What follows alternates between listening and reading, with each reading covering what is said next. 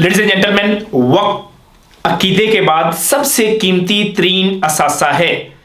इसको खर्च करने में आदमी को बहुत बखील होना चाहिए। इससे बिला जरूरत किसी को भी नहीं देना चाहिए। लेडीज एंड जेंटलमैन, आपके पास अगर कोई चीज इस वक्त कीमती है, वो वक्त है। ये वक्त ही डिसाइड करेगा कि आप इस जिंदगी के अंदर क्या कुछ हासिल कर सकते हैं और इसके बाद आने वाली जिंदगी के अंदर आप क्या कुछ कमा के वहां पर बैठ सकते हैं। इंसान की कामयाबी और नाकामी के पीछे वक्त का बहुत बड़ा हाथ है। आपने अपने वक्त को कैसे मैनेज करना है, इस बारे में मैं आप लोगों को कुछ टिप्स देने जा रहा हूं। पहली टिप है, टू डू लिस्ट बनाएं। रात सोने से पहले बना लें या सुबह सवेरे उठ के बना लें और फिर अपनी टू डू लिस्ट, मैंने आज क्या करना है, कब करना है और कैसे करना है, उसके अंदर किसी और चीज का अमल दखल नहीं होना चाहिए। फिर आपका सोशल मीडिया, आपका टेलीविजन, आपके घर वाले, बारिश, मौसम, ईद, बकरा ईद, हत्ता कि कुछ भी हो जाए, स्वाय बहुत बड़ी कोई इमरजेंसी है, उसके अलावा कोई भी चीज आपकी उस टू डू लिस्ट के अंदर फिर नहीं आनी चाहिए। इससे यकीन माने आप अपने किसी भी दोस्त, किसी भी कॉलीग या किसी भी साथी से 4 गुना ज्यादा काम कर पाएंगे। टिप नंबर 2, छोटा रख लें। जितने छोटे आप उतना ही छोटा रख लें। फॉर एग्जाम्पल, आपकी अगर तनख्वाह 30,000 रुपए है तो आप 8,000 रुपए पे कोई छोटा रख लें। अगर आपकी तनख्वाह 50,000 है तो आप 15,000 पे कोई छोटा रख लें। लेकिन अगर आपकी तनख्वाह 20,000 है तो आप 5,000 पे कोई छोटा रख लें। छोटे से मुराद वो है जो आपके घर के छोटे छोटे काम, चोर्स, वो कर दिया करे। फॉर एग्जाम्पल, बिजली का बिल जमा करवाना है, इंटरनेट का कनेक्शन ठीक करवाना है, कार धुलवानी है, पेट्रोल डलवाना है, सब्जी लानी है, ये सारे छोटे छोटे काम अगर आप पाकिस्तान के अंदर रहते हैं तो ये छोटे आसानी से मिल जाते हैं। इस तरह ना सिर्फ वो छोटा काम सीख जाएगा बल्कि वो छोटा इस मुआशरे के लिए एक मुफीद शहरी भी बन जाएगा और आपके रिज़्क से किसी और का रिज़्क भी खुल जाएगा। और वहां से जो टाइम बचेगा आप इसको अपनी बेहतरी पे लगाएं। मसलन आप एक्सरसाइज करने लग जाएं, आप कोई बुक पढ़ने लग जाएं, आप कोई ऑनलाइन कोर्स ले लें, आप अपनी बीवी को टाइम दे दें, अपने खामद को टाइम दे दें, अपने बच्चों को टाइम दे दें। लिहाजा वो सारे काम जो छोटा कर सकता है और थोड़े से पैसे से डेलीगेट हो सकते हैं, उनको कर दें और अपने लिए वक्त बचाएं। बड़ी मशहूर कहावत है कि अल्लाह अगर रिज़्क खोले तो अपना दस्तरखान लंबा कर दें, दीवारें नहीं।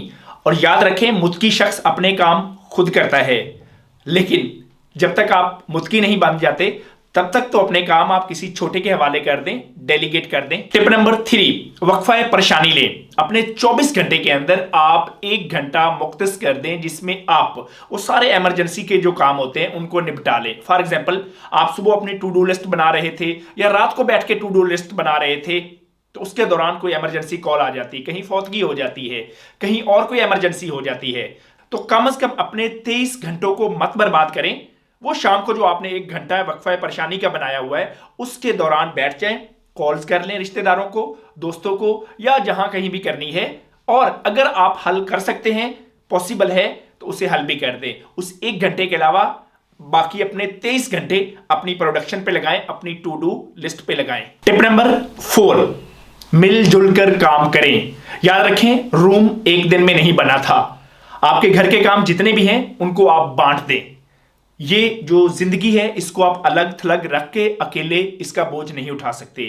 अपनी बीवी के जिम्मे काम लगा दें, अपने बच्चों के जिम्मे काम लगा दें, अपने ड्राइवर के जिम्मे काम लगा दें, अपने कॉलीग्स के जिम्मे काम लगा दें, अपनी टीम के जिम्मे काम लगा दें। जब आप कामों को बांट देंगे तो मिलजुल कर ये सारे का सारा काम जो आप पूरा दिन अकेला करना चाह रहे थे वो छोटा छोटा करते रहेंगे। इस तरह वो एक हुनर भी सीख जाएंगे, वो सारी कारीगरी भी सीख जाएंगे, वो सारे टूल्स एंड टेक्निक्स भी सीख जाएंगे जो आपको आते हैं और आपका काम भी आसानी के साथ हो जाएगा।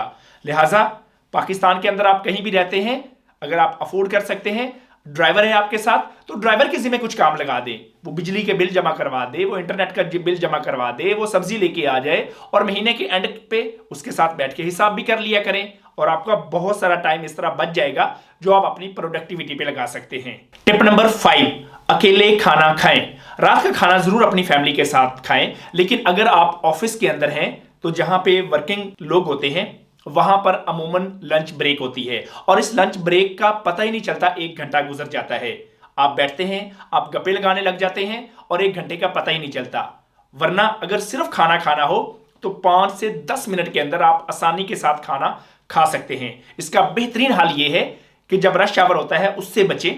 आप या तो 12 बजे खाना खा लें या 2 बजे के बाद खाना खा लें। अगर 1 से 2 की ब्रेक है तो आप 5 से 10 मिनट के अंदर खाना भी खा लेंगे और अपने 50 मिनट्स भी बचा लेंगे, और वो 50 मिनट्स किसी प्रोडक्टिविटी के अंदर लगा सकते हैं, नमाज के अंदर लगा सकते हैं, अल्लाह अल्लाह कर सकते हैं, अल्लाह का जिक्र कर सकते हैं।